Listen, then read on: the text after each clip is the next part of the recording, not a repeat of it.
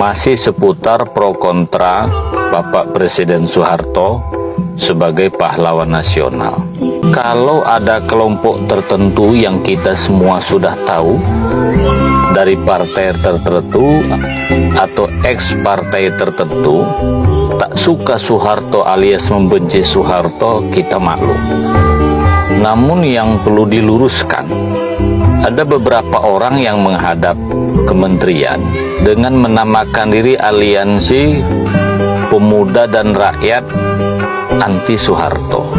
Dia meminta jangan sampai Soeharto diberikan gelar pahlawan, telah melakukan kejahatan, kekerasan, pelanggaran HAM dan lain segala macam. Pertanyaan saya, kalian umur berapa? Kalau umur 30 tahun, kalian tak begitu menikmati nikmatnya masa Soeharto. Yang kedua, siapa sebenarnya yang menyuruhmu? Jangan sampai adik-adikku, kau dimanfaatkan orang-orang tertentu seperti aktivis reformasi 98. Menurut saya mereka itu korban. Termasuk saya korbannya. Ikut-ikutan nurunkan Soeharto, dek.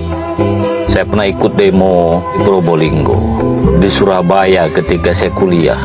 Saya ikut demo pula di Yogyakarta, kemudian di Jakarta. Puncaknya saya juga ikut demo di Sumatera Selatan. Waktu itu saya bangga Soeharto turun. Katanya Soeharto hartanya 7 keturunan. Mana sekarang faktanya harta Soeharto itu? Coba cari, ketemu nggak? Jadi fitnah itu begitu kejam.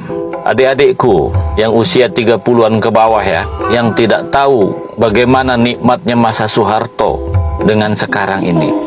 Zaman Soeharto hidup ayem, tentram, rasa persaudaraan tinggi.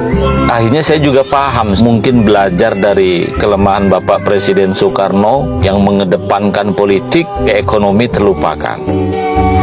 Begitu Soeharto tampil ke puncak kekuasaan, politik no, ekonomi yes. Maka politik dibatasi. Yang penting rakyat makmur. Reformasi ini dulu saya duga ini betul-betul untuk pemberantasan korupsi, untuk kepentingan wong cilik, untuk mereka yang beranggapan Soeharto melakukan kekerasan dan kejahatan. Di zamannya negara ini adem, ayem, tentrem. Begitu reformasi, apa yang terjadi? Timur-Timur lepas. Provinsi termuda yang dipertahankan mati-matian dengan uang yang tidak sedikit. Ribuan TNI berguguran di sana. Beberapa saat Soeharto lengser. Lepas Timur-Timur itu. Karena ada negara tetangga yang mengganggunya. Ketika Soeharto masih jadi presiden, disegani di dunia, tidak ada satupun yang bisa mengganggunya. Si Padan Lipadan lepas. Zaman Soeharto tidak ada satupun wilayah kita yang lepas, termasuk badan usaha milik negara sebagai badan harga diri bangsa. Begitu Soeharto lengser, kerusuhan di Poso, kerusuhan di Ambon, menelan ribuan orang. Bom Bali meledak, bom Marriott, bom Batam, dan bom-bom lainnya. Zaman Soeharto nggak ada itu. Konflik suku Madura dengan Dayak itu terjadi, bahkan juga hampir meletus di mana-mana. Zaman Soeharto tidak ada itu.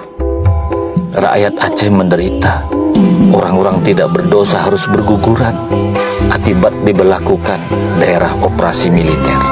Darah berceceran di mana-mana. Tidak damai juga kan? Baru damai masa SBY Yusuf Kala. Dulu ada ungkapan Soeharto membangun dinasti politik melalui Golkar. Nggak ada. Buktinya begitu Soeharto lengser dari pemerintahan, Golkar juga nggak ada anaknya satu pun ada di situ. Artinya Soeharto menggunakan Golkar hanya sebagai alat untuk memakmurkan rakyat, alat untuk menstabilkan politik. Andaikan tidak ada reformasi, tidak akan pernah menyaksikan dinasti politik yang gila-gilaan seperti sekarang ini. Suaminya jadi bupati, istrinya jadi ketua DPR, anaknya jadi anggota DPR, suaminya anggota DPR RI, istrinya jadi gubernur, anaknya pula anggota DPD. Begitu di mana-mana dan nyaris seluruh Indonesia merata seperti itu. Ada juga kita harus menyaksikan dua istri sama-sama anggota DPR dari dapil yang berbeda. Tidak ada para pejabat, mulai dari menteri, kepolisian, dan semuanya, termasuk anggota DPR, kepala desa, pamer harta di mana-mana. Zaman Soeharto 4 periode menjadi anggota DPR, tidak ada yang kaya, semua sama, termasuk yang dari Golkar. Zaman Soeharto dulu, tidak ada preman, tidak ada pecandu narkoba, penjahat bisa menjadi anggota DPR. Karena semuanya diadakan penelitian tersendiri.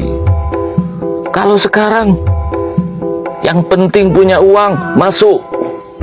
Dengan adanya reformasi ini melahirkan penipuan-penipuan mulai dari masyarakat. Sudah dapat uang dari calon anggota DPR, dibangunkan ini, dibangunkan itu, harapannya suara. Tapi masyarakat juga pembohong. Tak ada suara dia. Kasihan kan? Begitu juga sebaliknya. Para politisi berjanji akan membina rakyat, memakmurkan rakyat. Tapi setelah terpilih, mulai dari kepala desa, anggota DPR, bupati, gubernur, sampai ke puncak, korupsi gila-gilaan. Dapat uang bukannya makmurkan rakyat, tapi untuk menambah istri lagi. Itu fakta hari ini. Zaman Soeharto, antar umat beragama hidup damai. Tidak ada pembakaran gereja, dan tidak ada untuk meraih kekuasaan. Mulai anggota DPR, bupati, gubernur menjual-jual agama, kupar kafir, semua berdala normal aja. Zaman Soeharto, tidak ada umat Islam dituduh yang berlebihan, ini radikal, ini teroris, dan segala macam. Andaikan tidak ada reformasi, tidak ada tanah, hutan besar-besaran diambil oleh oligarki dan jadi kebun sawit dan segala macam hanya untuk kepentingan pribadi. Soeharto lebih memilih tanah itu dibagi 2 hektar untuk masyarakat tidak mampu, yang namanya transmigrasi, yang didatangkan dari Jawa tapi juga mentransmigrasikan masyarakat penduduk lokal, namanya transmigrasi lokal. Namun alhamdulillah Bapak Prabowo sudah mengembalikan sebagian kembali ke negara. Andaikan Soeharto tidak lengser, tidak ada yang berani mengotak-atik Pancasila sesuai penafsiran masing-masing. Padahal para pendiri negara itu merumuskan Pancasila dengan penuh pertimbangan yang matang. Mereka orang cerdas-cerdas semua. Kita yang nggak tahu akar masalahnya malah merubah Pancasila. Zaman Soeharto Pancasila itu diperkuat, penataran di mana-mana, di sekolah diajarkan pendidikan moral Pancasila. Di setiap kabupaten, provinsi, semua daerah didirikan BP7, badan yang terus membina agar Pancasila itu diamalkan dalam kehidupan sehari-hari. Pada Bapak Presiden Prabowo, kalau memang memberikan gelar kepada Bapak Presiden Soeharto sebagai pahlawan nasional akan mengganggu pemerintahan Bapak, tak usah diberikan, Pak. Yang kami butuhkan hari ini, Bapak bisa mengembalikan kepemimpinan gaya Soeharto yang kuat di mata orang luar negeri dan ditaati oleh rakyatnya sendiri. Kalau masalah gelar pahlawan, kami sudah menganggap Presiden Soeharto itu adalah pahlawan rakyat Indonesia tanpa pemerintah berikan gelar pahlawan nasional.